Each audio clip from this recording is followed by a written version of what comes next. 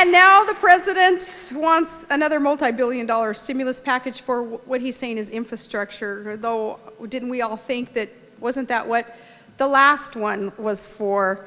But the son of stimulus, they've started giving them numbers now, stimulus 2, because they're, I believe, afraid that we'll get confused by all the different overspending sprees, and they may all have different names, but they have one thing in common, and that's that they don't work.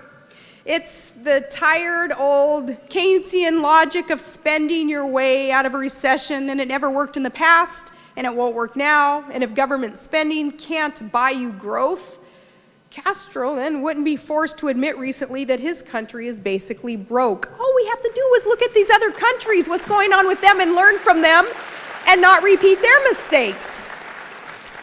And unless we turn around, we're going to head down that path, folks.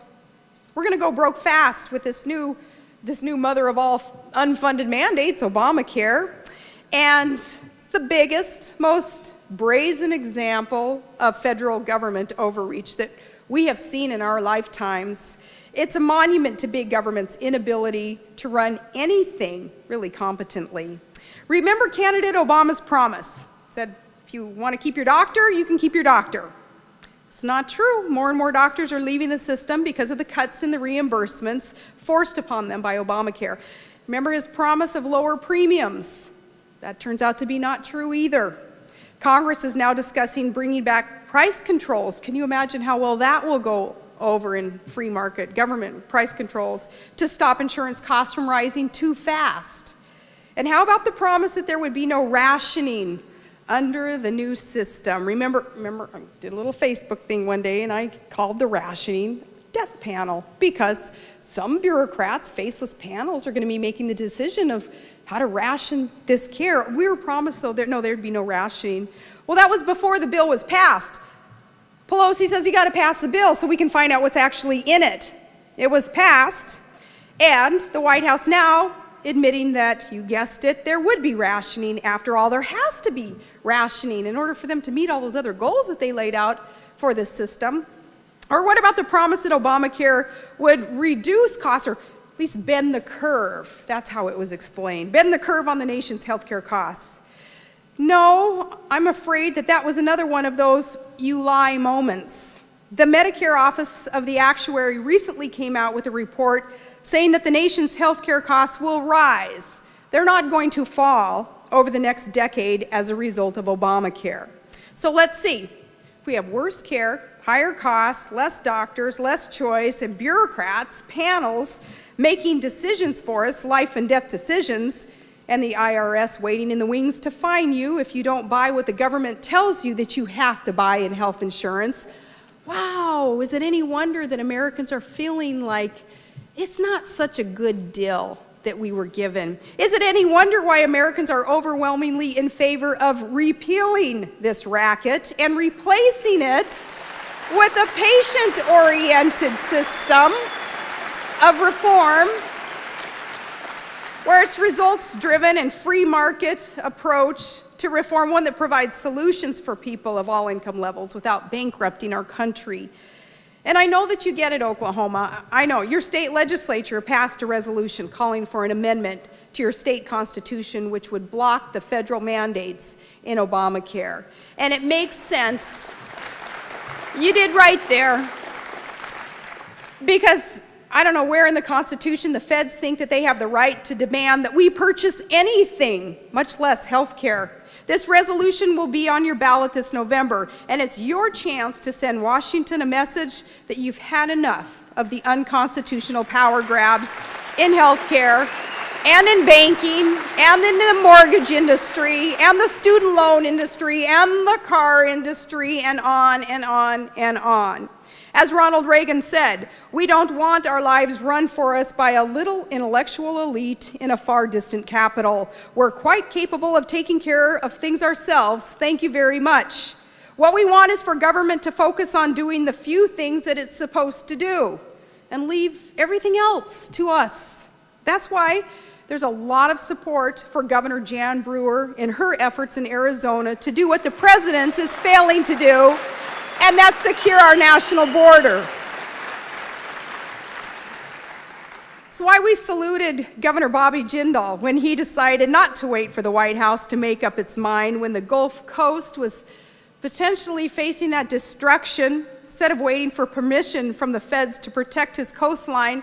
Remember one day I twittered for all the nation to see. I said, act now, ask forgiveness later, Governor Jindal. Do it now. And it wasn't my prompting, he was doing it anyway. But that's what a state sometimes has to do, to send that message to the feds. And that's what we have to do when the federal government is out of control and overreaching into areas where it has no constitutional business. So let's get started right away by taking our country back at the ballot box this year. And one of the signs that I saw at a Tea Party rally, I think it said it best. It said, "I can see November from my house."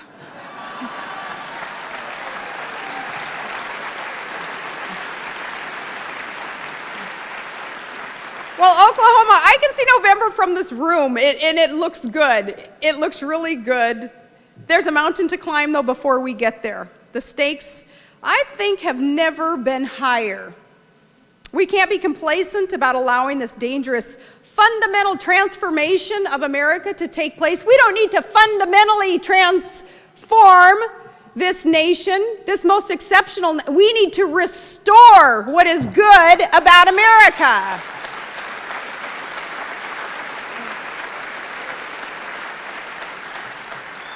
We can't be content to say, oh, well, with these little battles going on, well, we lost that battle against big government, but don't worry, we'll win the war. No, the battle is the war. It's deception to think that we can give up fundamental freedoms and still be the same society. When government grows, it's very, very difficult to turn back the clock on its expansion. If we don't stop it now, we'll be reduced to simply tinkering in the margins and trying to make this massive new bureaucratic monstrosity run just a little bit more efficiently. This march towards socialism changes us as a free people. When Big Daddy government starts to claim responsibility for everything, well, gradually an unhealthy attitude of helplessness and apathy takes hold of a people. When confronted with any problem, we'll no longer think to take care of the problem ourselves. Instead, we ask, what's government going to do about this? That's why I say that if we concede any battle against big government, we concede the war. We need to stand up and fight for liberty as if the fate of our republic depends on us, because I do believe that it does. And this election year, we must not be complacent. We must not assume that any race is a shoo-in. We have to work for every vote.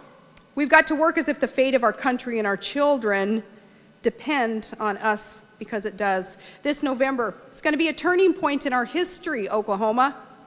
We either march towards European-style socialism, or we restore to a free market, liberty-loving, constitutional republic that is so exceptional. Each of you here tonight has a crucial role to play. This is our Valley Forge. This is our rendezvous with destiny, as Reagan used to talk about. As we march towards November, we do need everyone's help.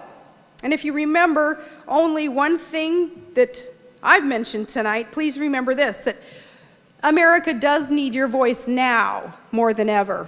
Please don't get discouraged. Don't let anyone tell you to sit down and shut up. As my dad would say, don't retreat, just reload.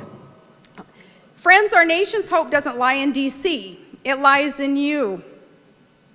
It lies in the more perfect union that we are destined to become if we remember that it's our Constitution that is our guide. It's true that we have a lot of work to do before we get there. But we will get there because our vision for America is anchored in time-tested truths that believe that the government that governs least governs best.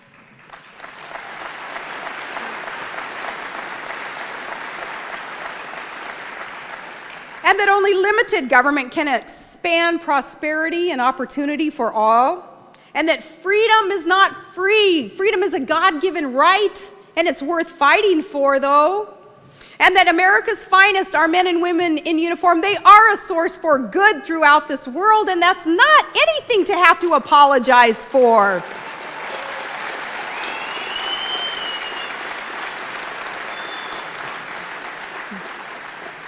And we still believe that America is a shining city on a hill. Good. Good and exceptional. And yes, we know that our days are yet to come will be our best days. We have to hold on to that belief, Oklahoma. A new era of American prosperity can be just around the corner. It starts with us, though, and it starts today. We need to stand together. We need to take our country back. Remember America's exceptionalism. Thank you so much, Oklahoma. God bless you, and God bless America. Thank you.